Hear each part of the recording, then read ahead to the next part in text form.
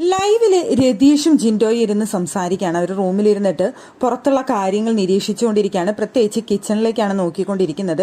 അപ്പോൾ അവിടെ ജിൻഡോ ചോദിക്കുന്നുണ്ട്, അവിടെ ജാസ്മിന് ഗബ്രിയും സംസാരിക്കുന്നില്ല അല്ലേ എന്ന് ജിൻഡോ ചോദിക്കുന്നുണ്ട്. അപ്പോൾ രതീഷ് പറയുന്നുണ്ട്, അവർ തമ്മിൽ സംസാരിക്കുന്നില്ല, നിനക്കത് ഒറിജിനൽ ആണെന്ന് തോന്നുന്നുണ്ടോ എന്ന് പറയുന്നുണ്ട്.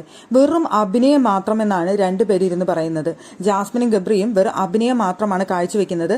ഇപ്പോൾ നമ്മുടെ ഒപ്പം ടീമിൽ നിന്ന് ജാസ്മിൻ അവിടെ ഗബ്രിക്കെതിരെ സംസാരിച്ചില്ലേ, അവർ രണ്ടുപേരും ഭയങ്കരമായിട്ട് അങ്ങോട്ടും ഇങ്ങോട്ടും പോരി വിളിക്കലും ചീത്ത വിളിക്കലും ഭയങ്കര വാക്പോരൊക്കെ നടത്തലായിരുന്നില്ലേ നമ്മളെയൊക്കെ ബോധിപ്പിക്കാൻ വേണ്ടിയിട്ട്. എന്നിട്ട് ജാസ്മിൻ ബോംബ് എറിഞ്ഞത് എങ്ങനെയാണ്?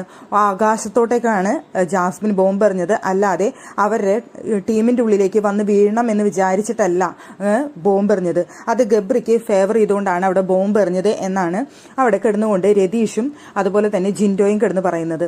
അവർ നമ്മുടെ മുന്നിൽ നല്ല വൃത്തിയായിട്ട് അഭിനയിക്കുകയാണ്, ഭയങ്കര ആക്ടിംഗ് ആണ് നടത്തിക്കൊണ്ടിരിക്കുന്നത്.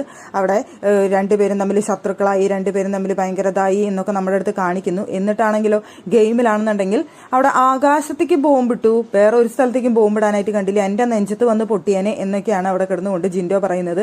രതീഷും പറയുന്നുണ്ട്, റീന കണ്ടപ്പോൾ ഞാൻ വിചാരിച്ചു നിന്റെ നെഞ്ചത്തായിരിക്കും അത് വന്ന് പൊട്ടുന്നുണ്ടായിരിക്കാന്ന് ഞാനും വിചാരിച്ചു എന്ന് രതീഷും പറയുന്നുണ്ട്.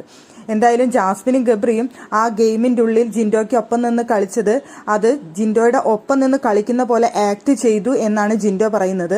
അവിടെ നെക്സ്റ്റ് ടീമിനെ എതിരായിട്ടല്ല കളിച്ചത്, നെക്സ്റ്റ് ടീമിനെ ഫേവർ ചെയ്തുകൊണ്ടാണ് അവിടെ ജാസ്മിൻ കളിച്ചത് എന്നാണ് അവിടെ കിടന്നുകൊണ്ട് രതീഷും ജിൻഡോയും പറഞ്ഞുകൊണ്ടിരിക്കുന്നത്. അപ്പൊ ജാസ്മിനും ഗബ്രിയും കിച്ചണിൽ ഉണ്ടായിട്ട് പോലും, ഒരുമിച്ചവിടെ ഉണ്ടായിട്ട് പോലും രണ്ടുപേരും മൈൻഡ് ചെയ്യുന്നില്ല, സംസാരിക്കുന്നില്ല.